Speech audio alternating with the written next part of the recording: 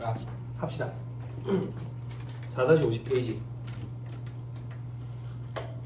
복습해주는 사람은 아니고요. 뭐하고 있었는지 기억만 더듬습니다.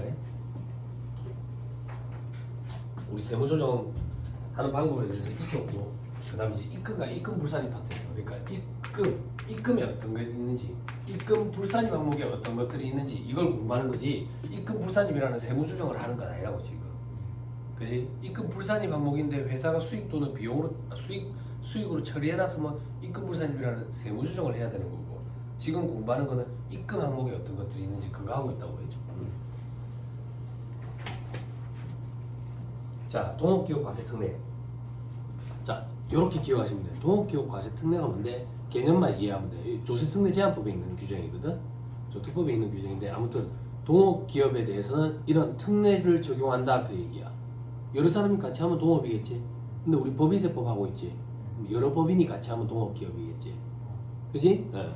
이렇게 동업기업 A, B 두 개가 같이 동업을 하는 거야. 동업을. 그러면 동업기업 단계에서 소득금액이 100원이 발생하면 동업기업 단계에서 과세하는 게 원칙이거든. 근데 과세를 안 하고 뒤로 미루겠대. 어떻게 뒤로 미루는데, 어차피 여기서 발생된 소득금액을 A, B 둘이서 손익분배비율로 나눠 가질 거 아니야. 그럼 손익분배비율로 나눠 가지고 나면 순자산 증가세에 입각해 있고 포괄주의 원칙이 입각해 있으니까 A, B 입장에서는 여기서 분배받는 소득뿐만 아니라 타소득이 또 있겠지. 그거까지 다 합산해 가지고 A는 A대로 B는 B대로 과세하겠다. 그 동업기업 단계에서는 과세하지 않고 손익분배비율에 따라 분배되고 나서 과세하겠다. 요게 동업기업 과세 특례 이렇게 표현해. 됐어요? 그럼 우리가 지금 공부하는 건 뭔데? 입금 파트를 공부한다고. 그럼 갑자기 이게 왜 등장했는데, 동업기업 단계에서 과세 안 하고 동업기업 단계에서 발생된 소득금액을 내가 분배받은 거, 그거 어떻게 할 거냐고. 입금이다 그 얘기야. 무슨 말인지 이해했어요? 됐죠? 오케이, 됐어요. 그 밑에 화살표에 동업자에게 이중과세 문제가 생기지 않는다. 동업자에게 과세하니까 이중과세 문제가 생기지 않는다. 따라서 수입배당 입금분산의 규정 적용하는데, 이게 굉장히 중요한 말인데 아직 무슨 말인지 모를 거예요. 줄만 쳐놔놓고 입금불산입 파트에서 수입배당 입금불산입 해요. 그게 제일 중요한 거거든. 그거 하면 이해가 돼요. 자, 밑에 법인이 동업기업으로부터 각 과세연도 종료일에 손익분배비율에 따라 배분받은 소득금액은 입금으로, 배분받은 결손금은 송금으로 간주한다. 어디에 출처있니? 과세연도 종료일에. 2024년 종료일 시점으로 손익을 분배받는데, 언제 실질적으로 분배하는 2025년에 분배받았다고. 2024년의 소득이다 그 얘기야. 무슨 말인지 이해했죠? 그죠? 자, 다음 페이지. 간주임대료. 누가 하는 거야 근데? 누가? 두 명이 안 왔어요? 어떻게 두 명이? 여기 형님이 안 왔네. 포기했는가 왜? 포기했는가? 놀랬어요. 안 오면 이렇게 매장시키는 거예요. 포기했는가 안 돼. 일찌감치 포기하지 않은 거지. 그지? 저 뒤에는 누구지? 여자분? 알겠습니다. 둘이 같이 포기했는 거야. 그건 아니야. 누구였지? 기억이 안 나네. 넌 왔지? 됐네. 조교쌤도 왔고. 자, 간주인들이 할게요. 읽어주지 마세요. 너무 매장 나가는 거야.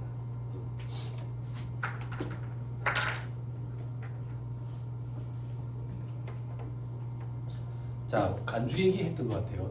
간주 얘기.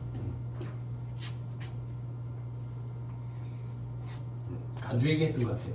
세법에 간주라는 말이 있고, 그죠? 의제라는 말이 있는데 같다 그랬다. 경다죠.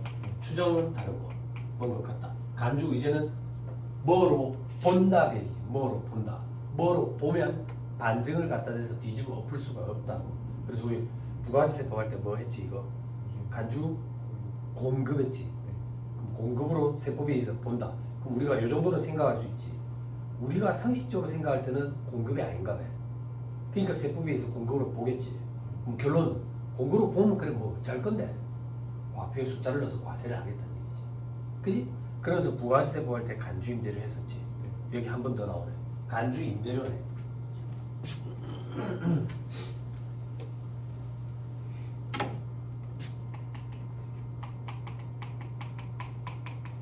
그러면 임대료로 본다 그 얘기지. 그럼 조금만 우리가 추정을 하면 상식적으로 우리가 생각할 때 임대료가 아닌가 봐요. 근데 세법에 의해서 임대료로 보겠다는 얘기지. 임대료로 보면 뭐 잘 거냐고. 입금에 집어넣겠다 그 얘기야. 부동산 임대업을 하는 법인은 이게 입금일 거 아니야. 매출이니까. 제조업은 만든 제품을 판매하면 매출이잖아. 상품 매매 기업은 사온 상품을 판매하면 매출이잖아. 서비스 기업은 서비스를 제공하고 돈 받는 게 매출이잖아. 그지? 그거 얘기하는 거야. 임대업체는 임대 수익 버는 게 매출이라고. 그게 제일 대표적인 법인세법상 입금이니까. 그지? 그럼 임대료로 보겠다. 입금으로 봐서 과세를 하겠다 그 얘기야. 됐나요? 자, 부가가치세법에 간주임대료 규정이 있고요. 법인세법에 간주임대료 규정이 있고요. 그리고 소득세법에 간주임대료 규정이 있어요. 자, 부가가치세법 우리 공부했던 거 떠올려보세요. 아직 공부했어요? 안 했어요? 안 했어요? 앞으로 할 것도 올려보세요. 아, 그건 안 돼요. 두루리안 없어요 집에? 아, 미래를 못 갔다 와? 아, 좀 도와주세요. 우리 동시대 살았잖아. 아니에요? 형님 나이가 어떻게 돼요? 93년생. 그러면 그러니까 그래 얘기하지 마. 계산을 못하겠다. 그 30 넘어 그죠? 네. 백투더 퓨처 알아요? 네. 아 그래 문법상 어긋나잖아. 미래로 돌아갈 수는 없잖아. 뭐요 이 사람들. 아그 영화에 보면 그 타임머신 이름이 드로리안이라고.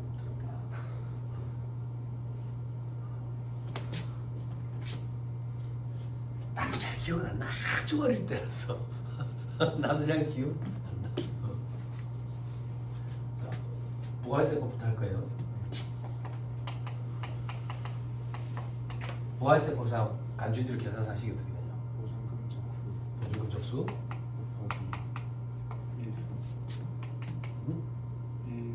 적수가 일수 계산한 건데 무슨 일수야?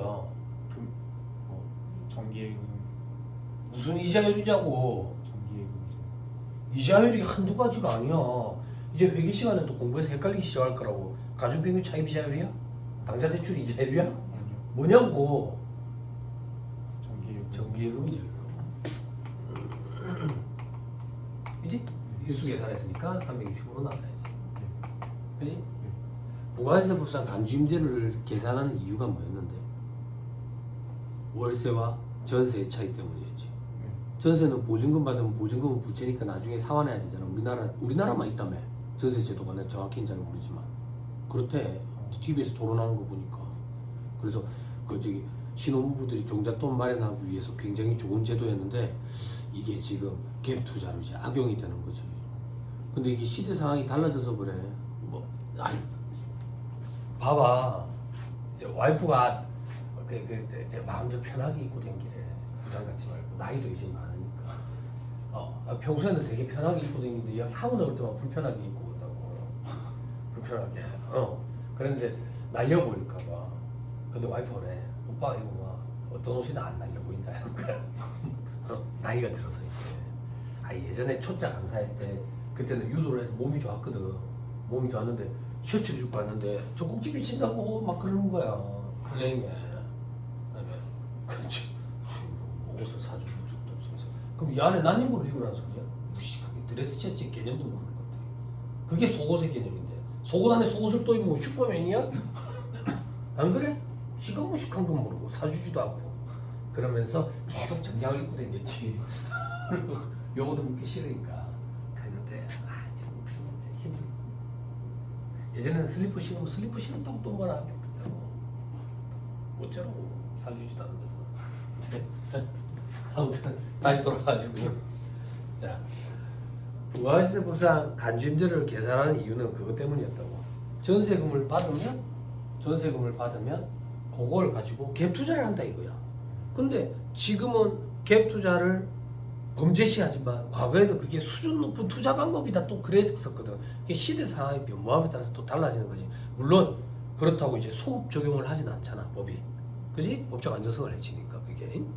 아무튼 그렇다고. 그래서 저도 제 검은색 원래 평소에 입고 다닌다고 오해 당할까 봐. 파란색도 안 되고 빨간색도 안 되고 주황색도 안 되고 노란색도 안 되고 초록색도 안 되고. 그래 부가세법은 그것 때문에 누구 사업주 넣고 보증금 받으면 뭐하는데? 뭐 하기는 제로금리 시대에 은행에 박아두지. 그럼 은행에 박아두면 이자가 좀 붙겠네? 이자가 좀 붙지. 그 정도는 너가 부가가치를 창출했다고 보고 그거에 대해 10%는 매출세액으로 내라. 그게 부가가치세법상 간주임대료 취지라고. 그래서 보증금에다가 은행에 정기예금에다가 박아줬다라고 보자. 그래서 정기예금 이자율 곱해. 근데 이 이자율이 연이자율이거든. 그지? 그럼 7월 1일에 박아두면 12분의 6 곱해야 될 거 아니야. 근데 그 회계는 월할 계산이 원칙이지만 세법은 일할 계산이 원칙이니까 365분의 상반기 며칠이야? 상반기 며칠이에요? 181일. 하반기? 암기하고 있어야 된다. 6년은 상반기 182. 그지? 올해 몇 년도지? 2025. 안 나눠 떨어지지 4로? 6년이 아니야. 상식도 가르쳐 주잖아. 세법 말고. 이제 그래서 적수 계산이라는 걸 한다더라. 됐어요? 자, 이제 법인세법상 간주임대료 계산서 실어볼게. 취지가 조금 달라. 법인세법상 간주임대료를 입금으로 봐가지고 과세하는 이유는 뭐냐면 갭투자, 부동산 투기를 방지하기 위한 목적이야. 부동산 투기를 방지하기 위한 목적. 그럼 어떻게 하면 부동산 투기를 방지할 수 있는데 계산산식을 쓰면 보증금 족수에서 책에 있어요. 건설비 족수라는 걸 착각해. 여기에 정기예금 이자를 곱하는 건 똑같아.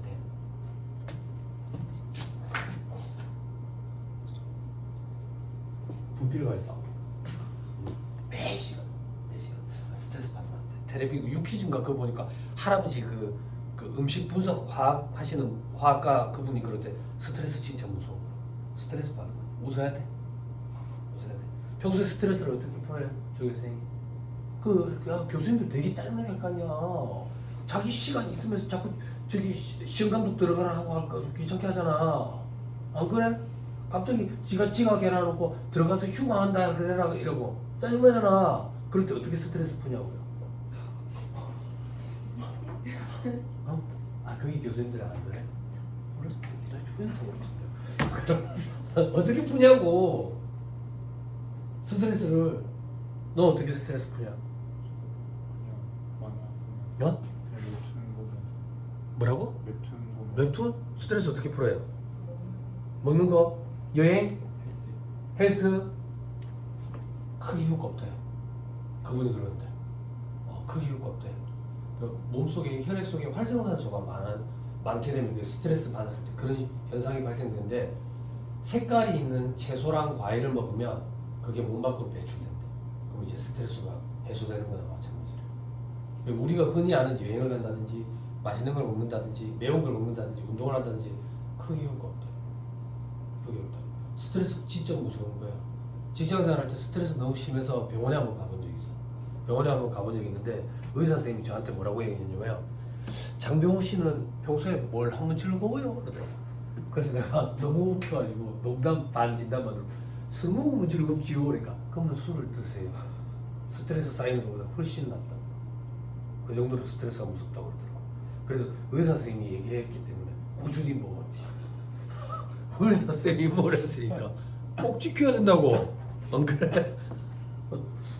네, 그럴 때 너무 됐지. 그랬더니 작년에 이제 골로 갈 뻔하는 거지. 그렇지?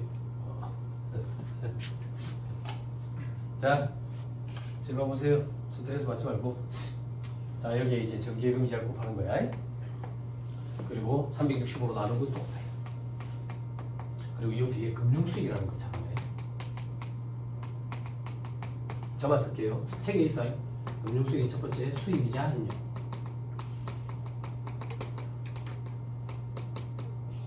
두 번째 수익 배당. 책에 다 있는 거예요.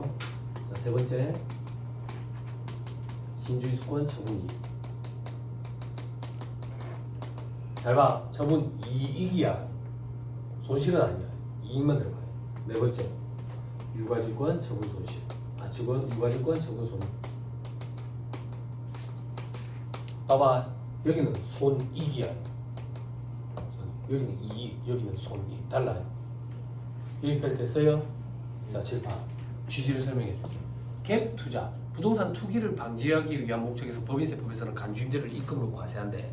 그럼 어떻게 부동산 투기를 방지한대? 잘 봐봐. 전세 보증금 받아서 그럼 너가 어디다가 그 어디다가 쓴대? 제로금리 시대에 은행에 박아두지. 그러면 정기예금 이자를 곱한 것만큼 이자가 발생하겠네. 그지? 보증금 10억이라고 가정할게. 적수 계산하지 말자. 이자율 10%라고 가정할게. 그럼 얼마야? 이자가 1억이지. 요 계산사식에서 건설 비적수 없다라고 가정해봐. 1억이지. 뒤에서 이자 발생된 1억을 빼줘. 그럼 어떻게 돼? 0이 되지. 근데 만약에 갭 투자를 하고 이 보증금을 은행에 안 박아뒀다라고 가정을 해봐. 그럼 뒤에서 뺄 게 있어 없어? 없지. 그럼 여기가 1억으로 플러스로 돌아서지.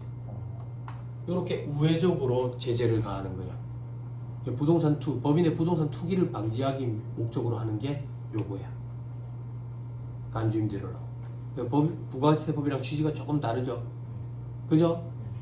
자 봐봐. 제가 강의할 때 취지를 설명해 주는 파트가 있고 취지를 설명 안 해주는 파트가 있다 했어요. 그지? 내가 갖고 있는 사전 지식을 자랑하려고 하는 게 아니랬다고요. 이 파트는 취지를 설명해 주면 여러분들이 이해도가 조금 더 높아지고 이해를 하면 암기하기가 조금 수월거든. 취지를 설명 안 하는 건 취지 자체가 너무 어려워서 설명을 안 하는 거라고. 무슨 말인지 이해하지? 이건 취지를 설명했으니까 취지를 잘 기억하면 산식 암기할 필요도 없어. 저절로 되지. 됐죠? 그럼 이 뒤에 차감하는 금융수익은 보증금 전세 보증금을 받으면 요런 용도로 써라 그 얘기야. 요런 용도로. 그 외에 부동산 투기하는 데 쓰지 말고. 갭 투자가 뭔지는 들어봤냐? 정확히는 잘 몰라? 조계쌤 알죠? 재산세 내고 있죠? 재산세 안 조계쌤 재산세 안 내면 시집 못 간다. 조계쌤 올해 나이가 어떻게 되는데? 20. 아 미안하다. 한 10년 더 놀다가 그 여자 배우자감 1위가 재산세 내는 여자래. 그러니까 재산세를 빨리 재산세 내고 있어요.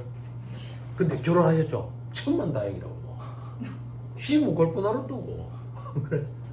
남자 배우자감 1위는 다시 태어나야 돼. 부모님이 연금 받는 남자래.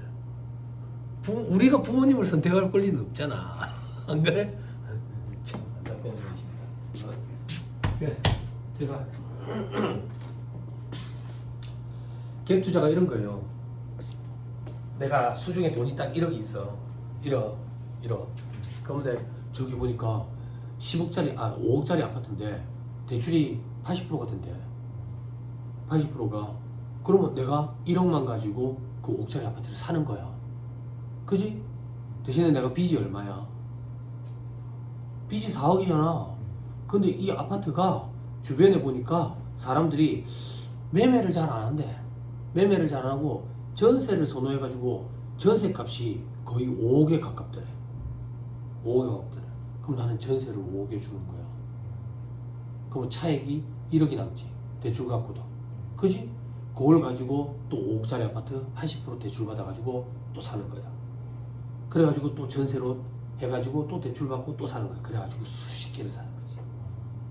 내 돈은 1억만 가지고. 1억만 가지고. 근데 전세 기간은 2년이잖아. 2년이 지나면 전세 보증금을 내줘야지. 그때 만약에 내가 수중에 돈이 빵꾸가 나면 다 터지는 거야. 다 전세 보증금으로 받는 거야. 그게 지금 전세 사기라고 표현하는 그런 것들이야. 왜? 은행이랑 막 짜고 대출 작업을 하는 거지.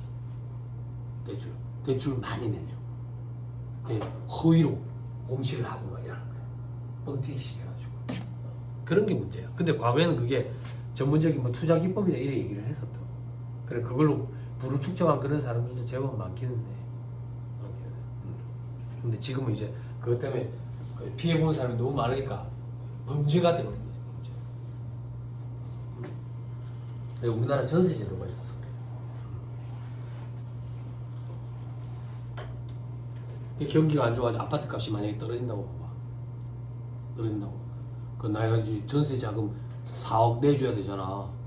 그지? 근데 아파트 값이 떨어져가 팔아도 4억을 못 받는데 미치는 거야. 그럼 은행에 담보로 대출 4억 못 받는데 대출이 4억 나오겠어?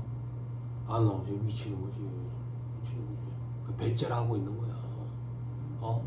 영양가 많은 콩밥을 먹고 싶어. 하얀 쌀만 퍽퍽 삶아서 내면 당이 안 좋거든. 굶겨버려야 되는데. 아무튼 그렇지. 됐죠? 예, 법인이 그런 거 하지 마라 그 얘기야. 법인의 부동산 투기를 방지하기 목적으로 이렇게 돼 있다. 자, 그런데 부가세법이랑 다르게 법인세법은 모든 법인이 이 간주임대료를 계산하는 건 아니에요. 이 계산 대상이 되는 법인이 정해져 있어요. 그걸 암기해야 돼요. 두 번째 칸에 동그라미 1번 부동산 임대업을 주업으로 하는 법인이어야 돼. 주업. 저를 봐봐. 우리 여러 개 업을 동시에 할 수 있다고. 개인이든 법인이든. 그때 주업이라고 표현하는 거는 수익금의 매출이 가장 큰 게 주업인 거야. 만약에 예를 들어서 나는 강의도 하고 회계 사무실도 하잖아요. 회계 사무실이 주업이야. 코로나 터지기 전에는 강의가 또 주업이었어. 주업은 계속 바뀔 수가 있는 거야. 계속 바뀔 수가 있는 거야. 다시 주업은 수익금의 기준으로 가장 큰 게 주업이야. 그런데 여기만 주업의 범위가 기준이 달라. 여기만 유일하게.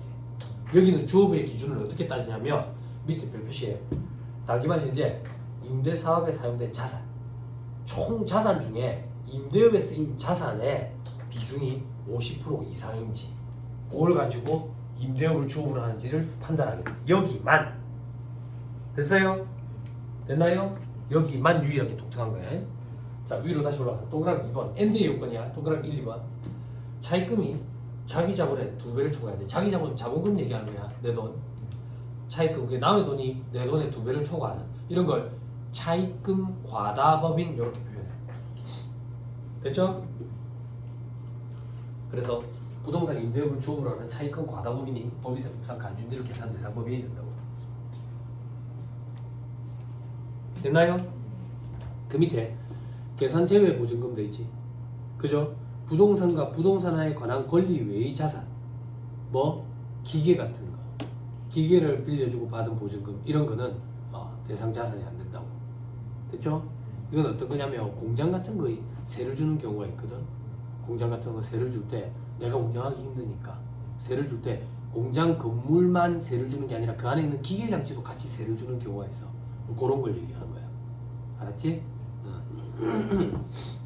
동그라미 이번에 주택과 부수토지를 임대하고 받은 보증금 요건 계산 대상이 아니야. 주택은 아니야. 됐죠? 됐나요? 그죠? 자, 밑에 계산 방법 일반적인 경우도 있죠? 그죠? 보증금 적수에서 건설비 적수 차감하고 전기예금 이자를 곱하고 360으로 나누고 금융수익을 차감한다. 이때 금융수익의 범위는 어떻게 되는데 다음 페이지 금융수익의 범위 표에 맨 오른쪽에 점선이 있는데 보면 법인세법만 봐봐.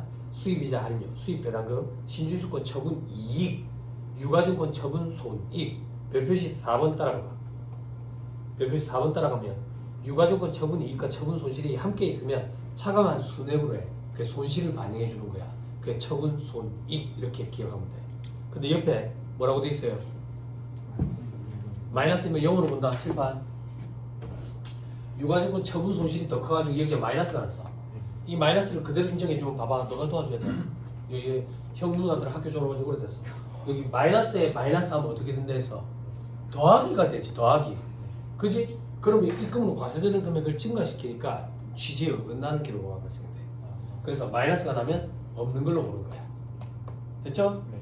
됐죠? 됐어요? 돌아오세요. 자, 그 다음 계산단위 2개 이상의 부동산을 임대하는 경우에는 임대부동산을 합해서 간주임대료를 계산한다 되어 있죠. 그죠? 부가세법이랑 다르죠. 부가세법 간주임대료 계산할 때는 임대 물건별로 계산했죠. 그죠? 여기는 합해가지고 법인 단위로 계산한다. 됐죠? 저를 봐봐. 이렇게 계산한 간주임대료는 회사가 수익으로 계산했을 리가 없거든.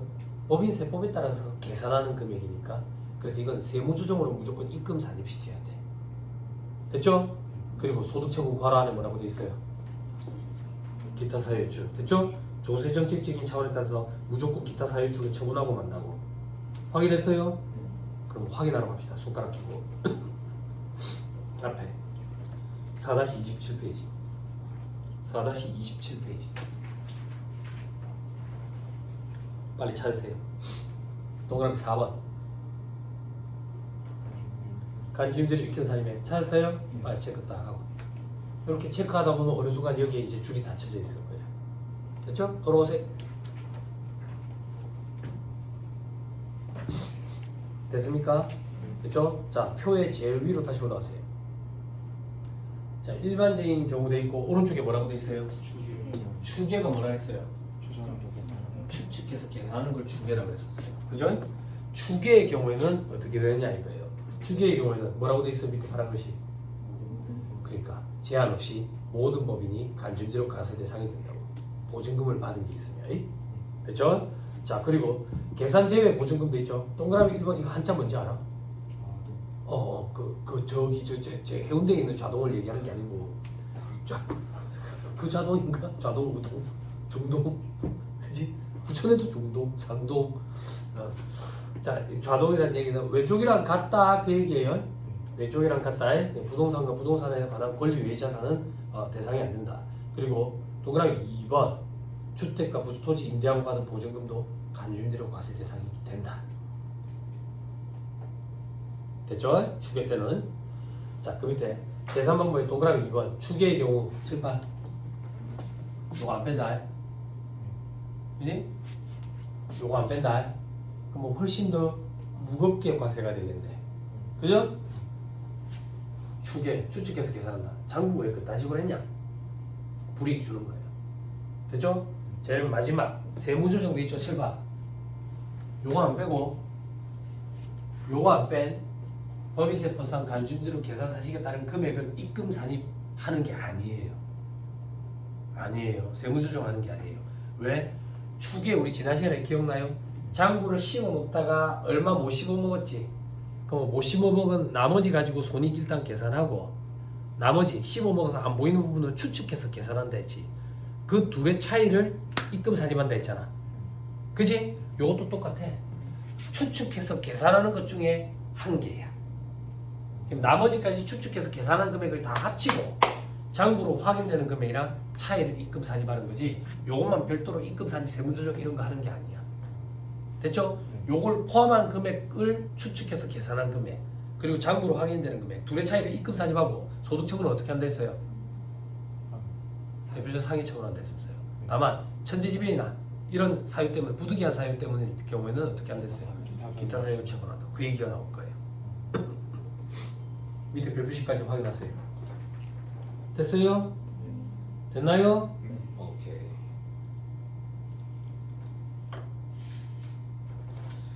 계산 방법의 계산 사실 눈으로 한번 봐봐요.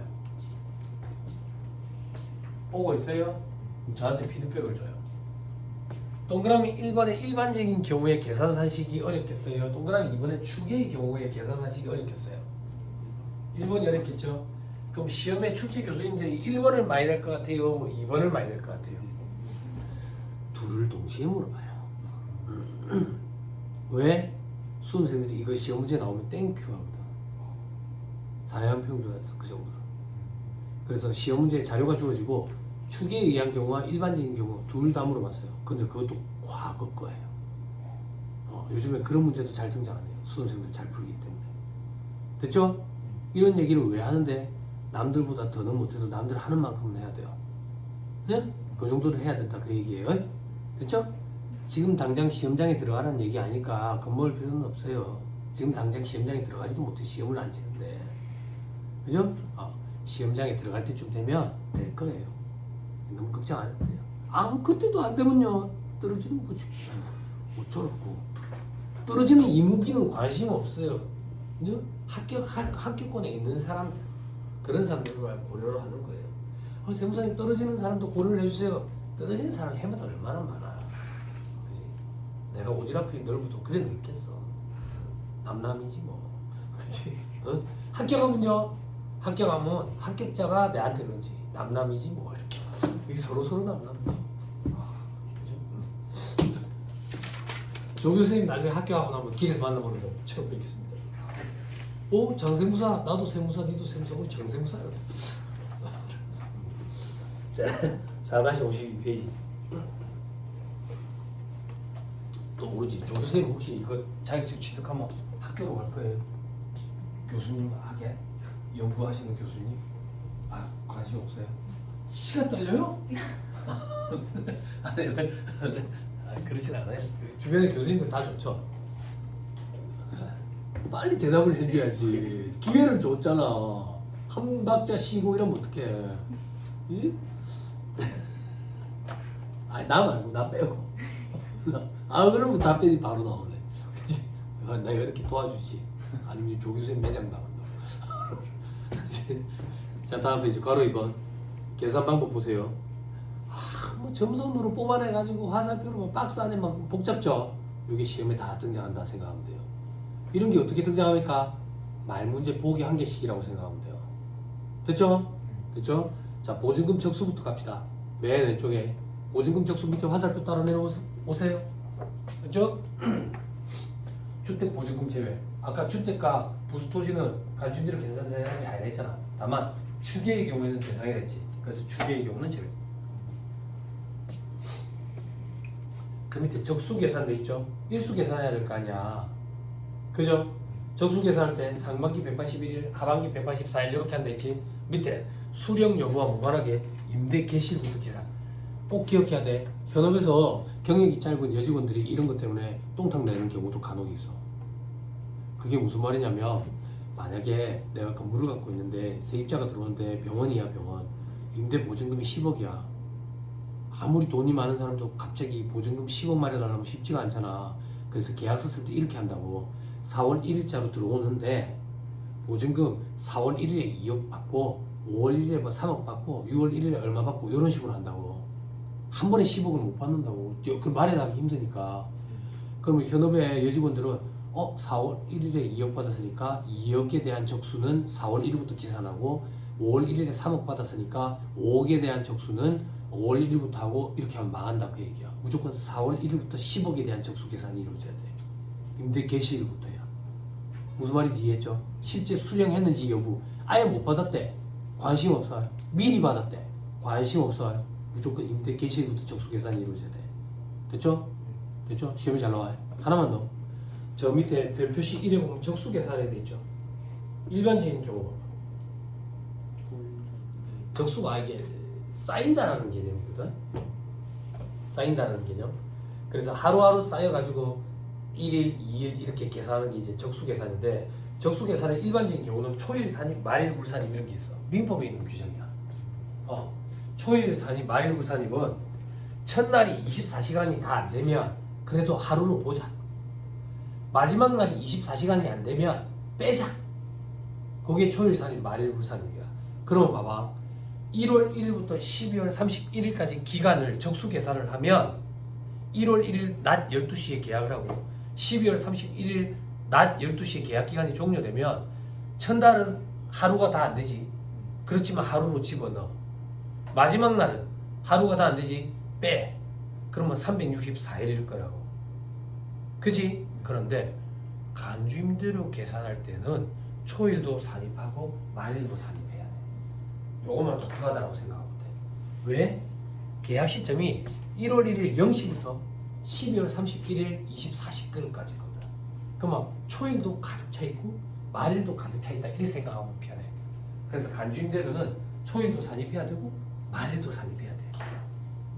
무슨 말인지 이해해요? 초일 산입, 말일 불산입, 초일 불산입, 말일 산입 막 이런 게 있는데 헷갈리거든. 민법에 있는 규정인데 신경 쓸 필요 없고 둘 중에 하루만 더 한다 이렇게 생각하면 돼. 근데 간주임대료는 다 더한다. 알죠? 됐죠? 밑에 별 표시고 다른 의견도 있다는 데 있지. 그지? 학교에서 강의하시는 교수님들, 책 쓰시는 교수님들, 연구하시는 교수님들 중에는 견해가 다른 교수님들도 있다고. 근데 내가 뭐라 했어? 손가락이 6개인 나라에서는 손가락 5개가 비읍시시라고. 그지? 그지? 시험장에 들어가지고 어떤 교수님은 하루 빼야 된다 하더라. 나는 이렇게 답을 쓸래. 내만 틀리는 거야. 그럴 자신 없잖아. 네? 대세가 참 무서운 거야. 자, 다시 위로 올라서 이제 건설비 적수. 건설비 적수. 건물인 경우에는 건물값을 빼주겠다 그 얘기야. 건물 건설값을. 됐죠? 밑에 토지가액은 제외돼 있죠. 땅은 안 들어가. 땅값은. 우리 시험 문제 어떻게 주어지는데 땅값이랑 건물값이랑 구분돼. 아니면 구분할 수 있도록 해주든지. 자, 그 밑에 건축물 취득가액에 자본적 지출을 더한다 돼 있죠. 그지? 세법에 건물이 있고 건축물이 있거든. 건축물은 건물과 구축물을 다 포함하는 개념이야. 어? 됐죠? 취득가액에 자본적 지출을 더한다 돼 있죠. 자본적 지출이 뭔지는 다 공부했죠. 그지? 회계 시간에. 그죠? 자본적 지출이 뭐예요?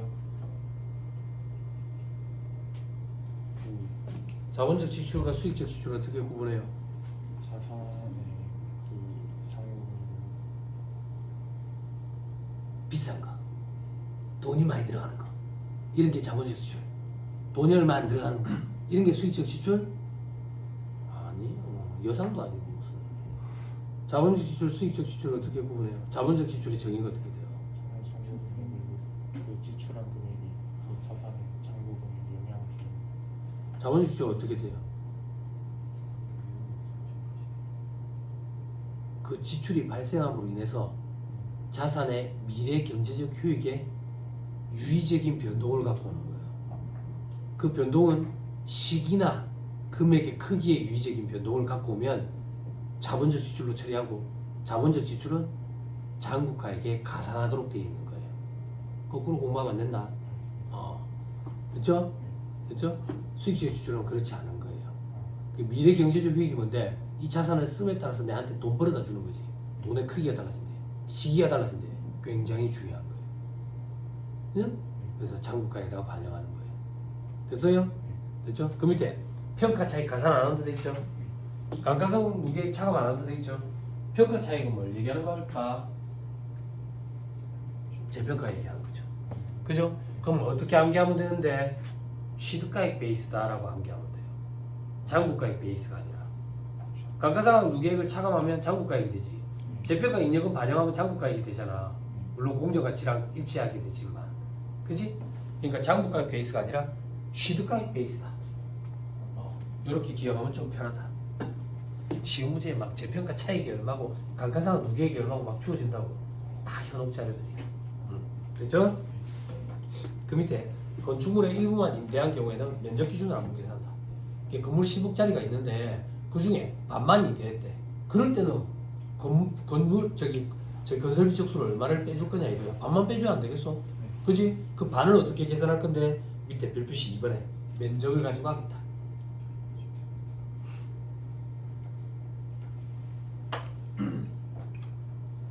됐어요.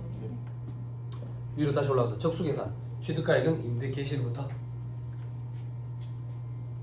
자본적 지출은 임대개시일 이전에 지출한 것은 임대개시일부터, 임대개시일 이후에 지출한 것은 지출일부터. 당연하지. 됐죠? 됐나요? 건설비 적수 예를 들게요. 자, 건물 100억짜리 하나 샀어요. 100억짜리 하나 샀어요. 근데 7월 1일자에 고속 엘리베이터 10억짜리를 하나 설치했어요. 그럼 건물은 100억이에요.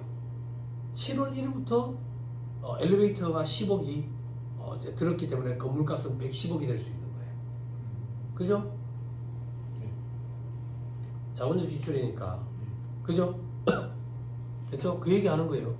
됐죠? 요 얘기 조금만 물어볼까? 방금과 같은 경우에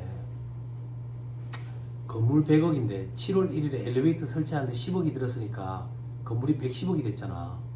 그지? 근데 그렇게 안 하고 건물은 그냥 100억이고 엘리베이터랑 기계장치 해가지고 10억 이렇게 달면 안 돼?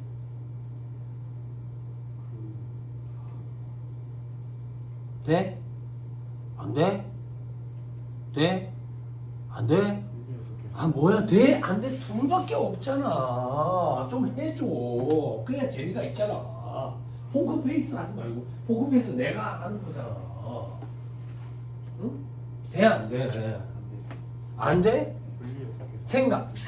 생각이라는 걸 좀 하고 답을 하라고. 돼? 안 돼? 돼? 안 돼? 돼? 돼? 우리한테 안 물어봐야지. 전화해가지고. 돼? 안 돼? 건물 100억. 그리고 엘리베이터 10억. 건물 110억. 이렇게 해야 돼. 이렇게 해야 돼. A, B. A로 해야 된다. B로 해야 된다. 손 안 든 사람 뭐야? 너 발 들어. A가 맞아요? B가 맞아요? A, B, A, B. 즉 당나라랑 붙었다. 당나라에서 온 사람이랑 조교 선생님이랑 당나라에서 온 사람이랑 붙었다. 누구한테 힘을 실어주고 싶냐? 둘다 되는. 언니 해주세요. B. 공부 좀 오래 하면 다르다. 보여주세요. 지난주에는 빠졌지만 난 오래 했기 때문에 내공이 장난 아니다. 해주세요. 그렇지. 뭐든 상관없지. 뭐든 상관없다고. 그죠? 국제 기준에서 뭐라고 얘기해요? 너가 생각할 때 이게 중요하면 구분하고 중요하지 않으면 합쳐라. 중요성 기준 공부 안 했어요? 질적 특성 이런 거 안 했어요? 질척되는 거 말고 질적 특성 이런 거 안 했어요? 질적 특성이 뭐예요? 목적. 그냥 암기하라 해? 질적 특성이 뭐냐고. 회계가 뭐예요? 회계하는 거야? 뭐야? 구세적 1급 부기로 공부한다는 사람들이 부끄럽지도 않아. 자산의 정의, 부채의 정의 이런 건 기억하세요 이제? 아니 이거 공부가 거꾸로 됐거든. 시험에서 안 물어보니까. 근데 시험에서 안 물어보는 이유는 알고 있을 거라고 보니까 안 물어보거든. 그치? 전환사채 상환 할 줄 모르고 계산 잘한다고. 어? 보장 수익률 차이 그거 가지고 보장 수익률로 뒤로 밀어가지고 미래가치로 뽑아내면 잘한다고. 효과계수도 기억하고 있을 거야. 0.909 하나. 그지? 1.7355야? 그지? 2.4868 맞아? 그지? 쓸데없는 것만 하고 있지. 계산기에 나누기 하면 되겠어. 나누기 1.1 하면 돼. 한 번 더 나누기 1.1, 한 번 더 나누기 1.1, MR 이렇게 치면 되는데. 본질은 그지? 기업의 일련의 경제적인 거래나 사건을 정보 이용자들이 의사결정하는데 유용한 정보 제공하는 게 회계지. 유용한 정보를 제공해야 된다고. 유용한 정보. 그럼 어떤 회계 정보가 유용하냐고. 안 그래? 사람마다 다 다르다고. 빠꾸를 만족시킬 수가 있어? 어떤 회계 정보도 모든 사람을 만족시킬 수는 없다. 그것도 공부했죠? 그죠? 그럼 어떠한 회계 정보가 유용한데 우리끼리 정한 거야. 질적 특성이라는 거. 요 특성을 띠면 유용하다고 하자라고 우리끼리 정한 거라고. 그치? 근데 이게 시험이 잘 나온다며. 질적 특성 두 가지가 어떻게 돼? 근본적 질적 특성 그리고 오감적 질적 특성. 시험에 나와. 근본적 질적 특성 어떻게 돼? 목적 적합한 공부를 해야 될 거 아니야. 안 되겠네? 그치? 목적 적합성가 뭐야? 표현의 충실성. 그치? 이 표현의 충실성 어떻게 표현하면 충실한데? 에? 신뢰성은 없어요. 신뢰성은 없어요. 90년대 공부한 사람들이 신뢰성이라고 얘기하는 거예요. 정신 차려야 돼. 신뢰성 없어요. 신뢰성 빠진 지 오래됐어요. 국제기준에서. 내가 대학 다닐 때 신뢰성이라는 얘기했어요. 왜 신뢰성이 빠졌을까? 신뢰할 수가 없겠지. 농담이에요. 잠깐만다. 아니, 난 합격했어요. 그지? 합격하기 전에 이런 소리 하면 이제 불합격 명단에 써버린다. 이런 신뢰할 수 있는 정보는 없으니까 신뢰성이 빠지겠지. 어떻게 표현하면 충실한데? 어?